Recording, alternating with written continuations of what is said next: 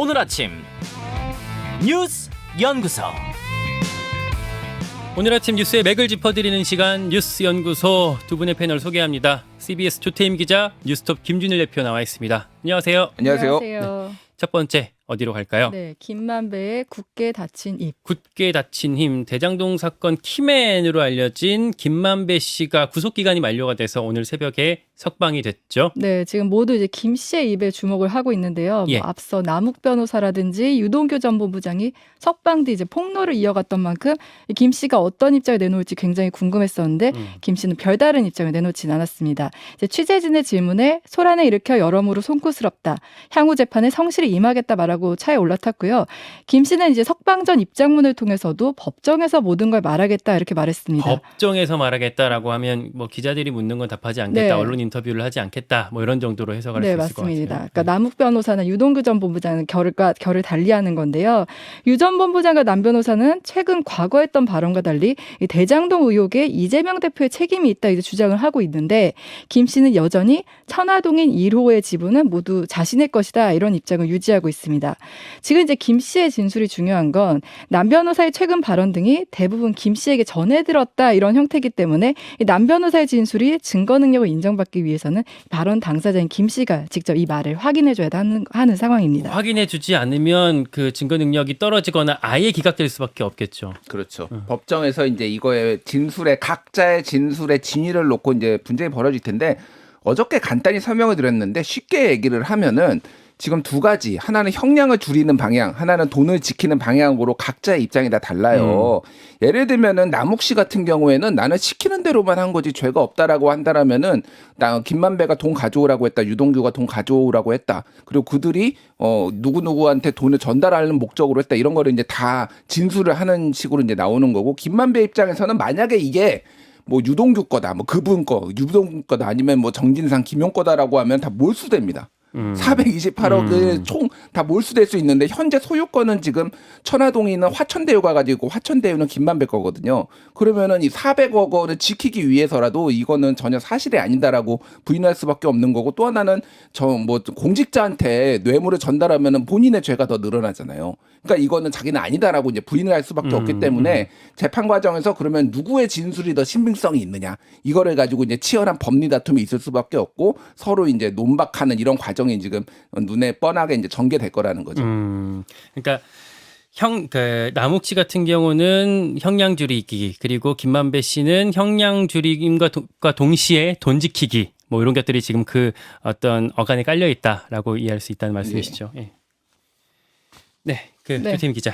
네, 그리고 또 하나 전해드릴 게 이제 김혜경 씨 법인카드 유용 의혹, 이제 그걸 기억하실 텐데 네. 그걸 처음 제보한 경기도청 전 비서실 직원 A 씨가 참고인 신분으로 조사를 받았습니다. 이번에 조사를 받은 건 법인카드 유용이 아니라 이제 대장동 건과 관련된 건데요. 그러니까 A 씨는 검찰 조사에서 지난해 6월 그 배모 씨 알죠? 5급 공무원. 예. 그 배모 씨가 이 대표 자택에서 현금이 든 종이 가방을 가지고 나오는 걸 봤다 이렇게 진술한 것으로 알려졌습니다. 그러니까 이분들 관련한 사건은 사실 그 뭐 법인카드 유용 의혹이라고 해갖고 경찰에서 계속 조사가 이루어지고 있었던 건데, 이번에 좀 특이한 거는 검찰, 그것도 대장동 사건을 수사하던 그 검찰 그 수사팀에서 이들을 이제 조사하기 시작했다. 네, 그래서 네. 이재명 대표에 대한 그 본격적인 수사에 착수했다. 이렇게 지금 나오고 있는 거잖아요. 그렇게 정리를 할 수 있습니다. 그러니까 그리고 여기서 배모 씨가 지난 6월에 종이 가방을 들고 왔다는 시점은 민주당 대선 예비 경선을 앞둔 시점이고요. 이 때문에 검찰은 이 대표가 보관한 돈이 이른바 이 대장동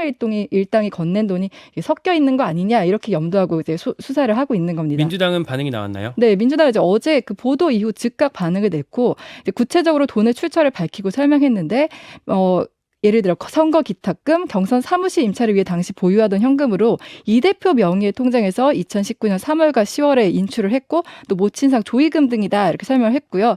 또 현금 보유 사실은 공직자 재산신고서에도 명시돼 있다. 검찰의 의혹 제기는 이 대표 명예를 훼손하기 위한 악의적인 주장이다 이렇게 반박하고 있습니다. 알겠습니다. 두 번째 뉴스로 가죠. 네, 민주당 전방위 수사. 전방위 수사가 원래 지금 우리가 많이 주목하고 있던 건 우리 1번에서 다뤘던 뭐 대장동 등등등 이재명 대표를 향한 수사를 많이 주목하고 있었는데 이게 전방위적으로 펼쳐지고 있어요. 네, 그러니까 이정근 전 민주당 사무부총장에서 시작된 수사가 지금 일파만파 확산하는 모습인데 알려진 대로 노웅래 의원이 뭐 사업가 박모 씨로부터 정치 자금을 받았다는 혐의를 지금 받고 있고요. 예. 어제는 검찰이 노영민 전 청와대 비서실장과 관련해서도 이제 수사에 착수했다는 내용이 전해졌습니다. 그러니까 이정근 전 사무총장이 CJ 계열사인 한국복합물류에 취업하는 과정에 노 전 실장이 개입했다는 의혹인데요. 이 전 부총장은 21대 총선에서 낙선한 뒤 국토교통부 추천으로 1년간 이 한국복합물류에서 상근 고문으로 일하면서 1억 원가량의 연봉을 받았습니다.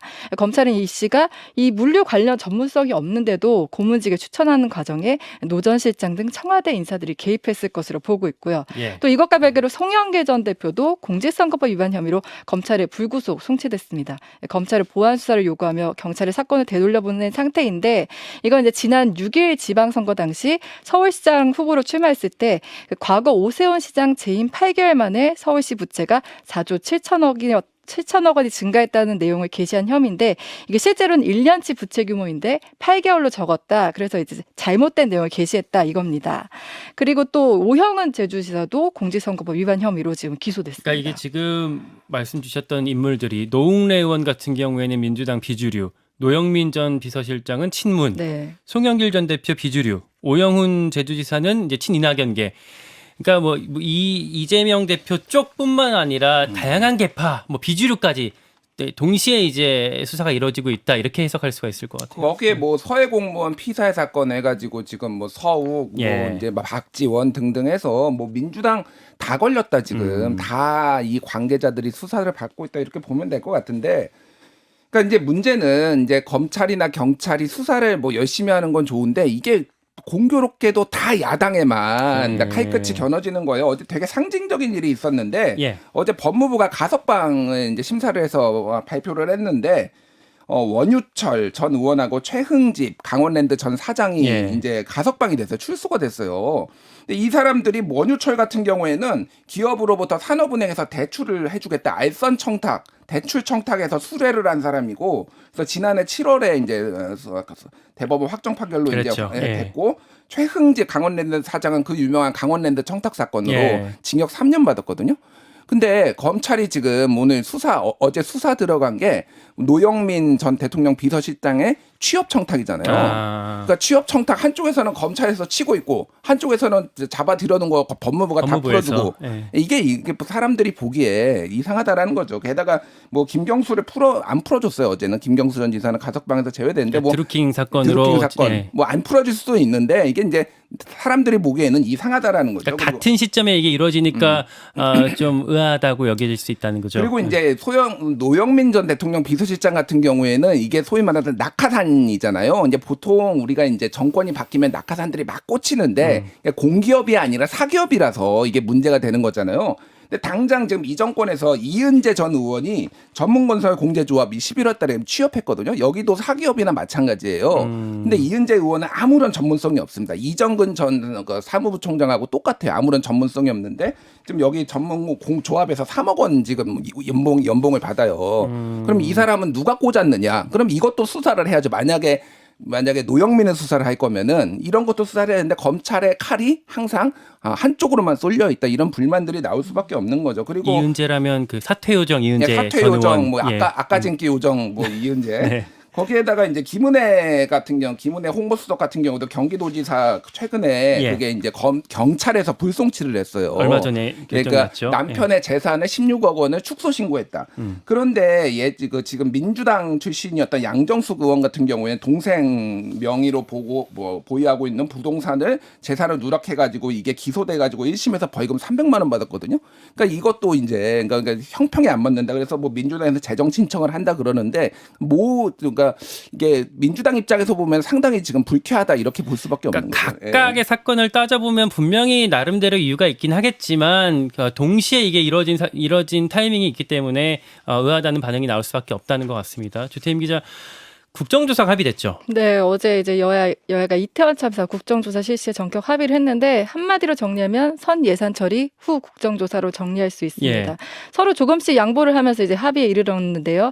여당 입장에서는 예산안 처리에 야권의 협조가 필요했고 또 야당 입장에서는 단독 처리에 대한 부담을 줄인 면이 있는데요. 이제 조사 대상 기관에 대통령실 일부 그러니까 국정상황실과 국가위기관리센터가 포함됐고요.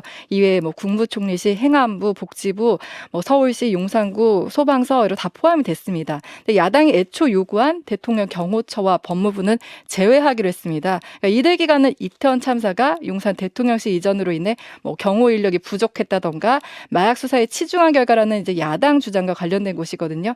이들 기관을 포함하면 이제 정치 쟁점을 할 것이라는 우려가 이제 반영된 겁니다. 오늘부터 45일간 이뤄지기로 합의가 됐고요. 마지막 뉴스 짧게 가죠. 예, 김진일 대표. 예. 예. 마지막 뉴스는 지금 오늘부터 줄파업이 화물연대 줄파업인데 지금 화물연대가 오늘 0시부터 파업에 들어갔고요. 예. 지금 화물연대 같은 경우는 5개월 전에 지금 안전운임제 연장을 하기로 했는데 5개월 동안 여당과 정부가 아무것도 안 해가지고 이거에 대해서 지금 화물연대가 파업에 들어갔습니다. 그것뿐만이 아니라 지금 뭐 서울대병원, 보라매 병원 등등 이제 노조들이 줄파업을 하고 있어서 물류 사태뿐만이 아니라 각종 이제 뭐 차질이 빚어질 우려가 커지고 있습니다. 내일부터는 학교 비정규직 노동자들이 또 파업에 들어가고 네. 뭐 서울교통공사, 철도노조, 화물연대 이런 파업들이 예고되고 있습니다. 노정 관계 또 어려움들도 예상이 되고요. 뉴스연구소 오늘 여기까지 하겠습니다. 고맙습니다. 고맙습니다. 김현정의 뉴스쇼는 시청자 여러분의 참여를 기다립니다. 구독과 좋아요, 댓글 잊지 않으셨죠? 알림 설정을 해두시면 평일 아침 7시 20분 실시간 라이브도 참여하실 수 있습니다.